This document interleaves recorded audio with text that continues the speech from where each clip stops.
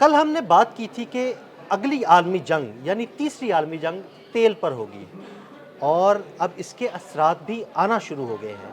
एक oil refinery पर भी हमला कर दिया गया है।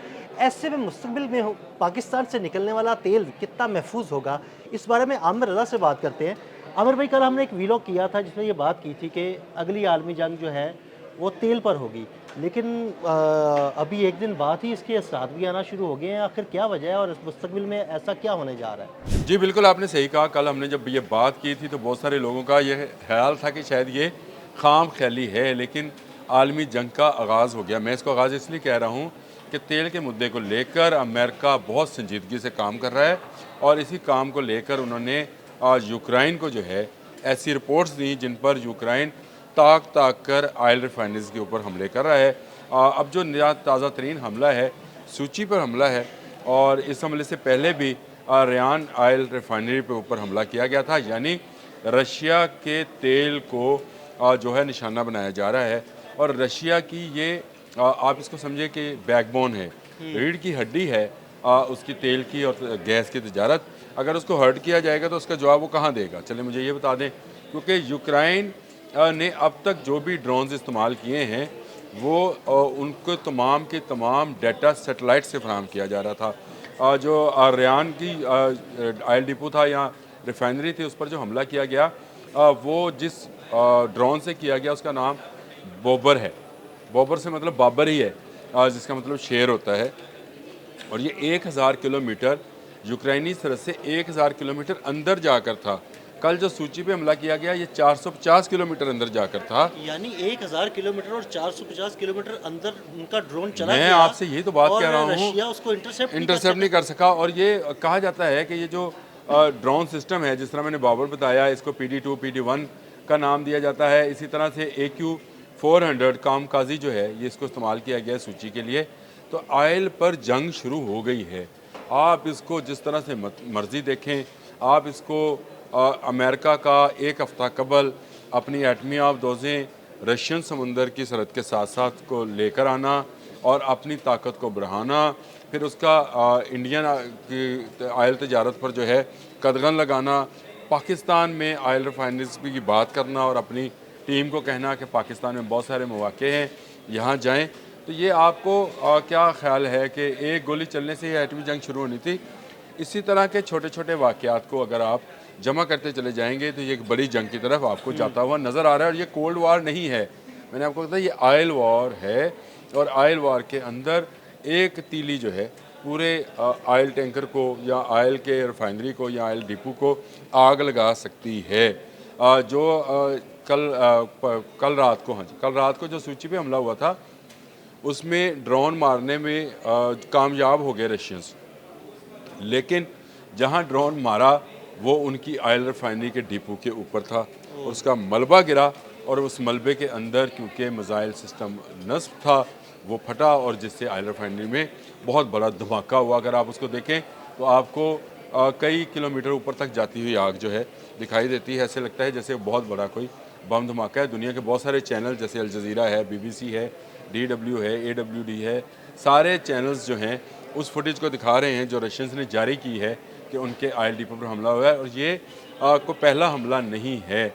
अब तक इस जंग में ताक ताक कर रशियंस ऑयल को निशाना बनाया जा रहा है और ये रशियन ऑयल्स को निशाना यूक्रेन या वहाँ की फ़ौज या वहाँ के अकेले नहीं कर सकते हैं। आपको पता है कि नेटो की हमायत हासिल है और नेटो में सबसे सरबराह जो है अमेरिका है और अमेरिका की सेटेलाइट जो हैं इस वक्त यूक्रेन रशिया वार के लिए बिल्कुल हैं। और धमकी दे दी है डोनाल्ड ट्रंप ने कि सितंबर में अगर ये जंग बंद ना हुई, यानी ये धमकी इस तरह की है कि जंग बंद भी होगी तो जंग जारी रहेगी, याद रखिएगा।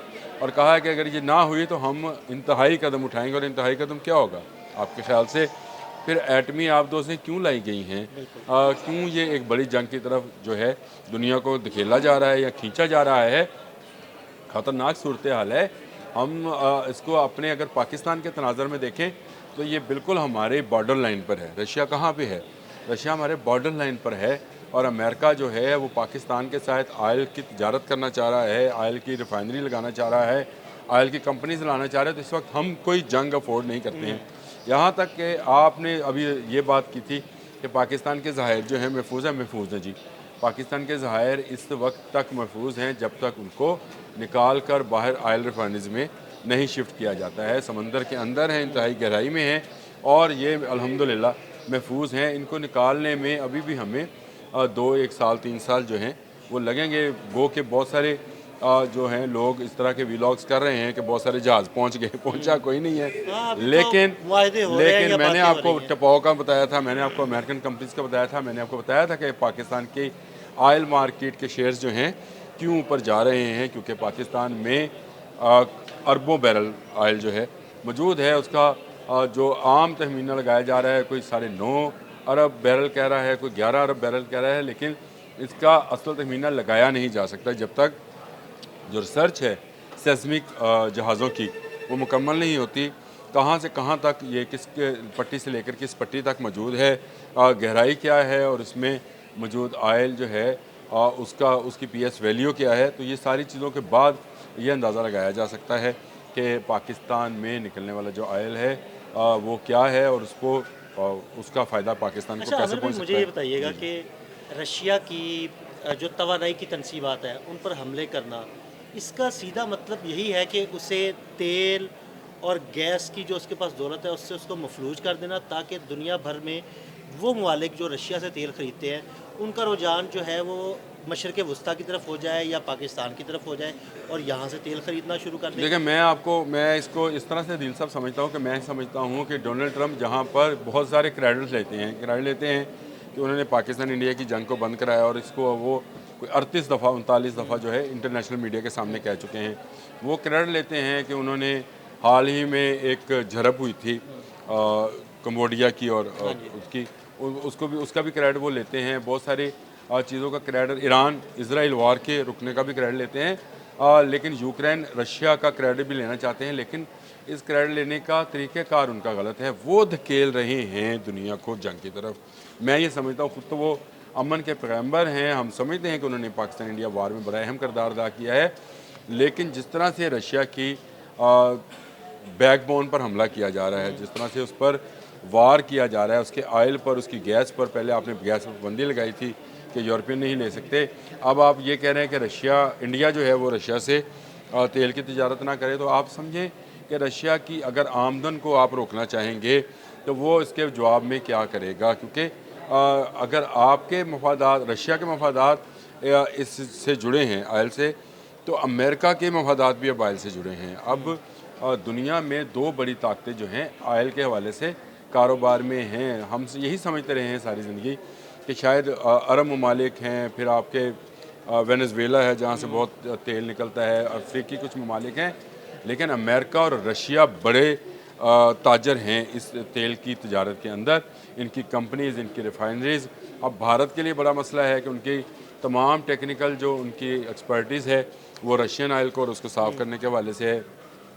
पाकिस्तान के पास जितनी इस तरह की रिफाइनरीज़ हैं वो ज़्यादातर वो हैं जो कि मिडल ईस्ट से निकलने वाला जो मीडियम क्वालिटी का ऑयल है उसको साफ़ करने के लिए है। तो मैं ये समझता हूँ कि ये जंग जो है ये शुरू हो चुकी है और अरबों खरबों डॉलर की ये जंग है, पैसे की जंग है, तजारत ही असल मकसद है। डोनाल्ड ट्रंप इंतहाई कदम की तरफ जा रहे हैं, नहीं जाना चाहिए।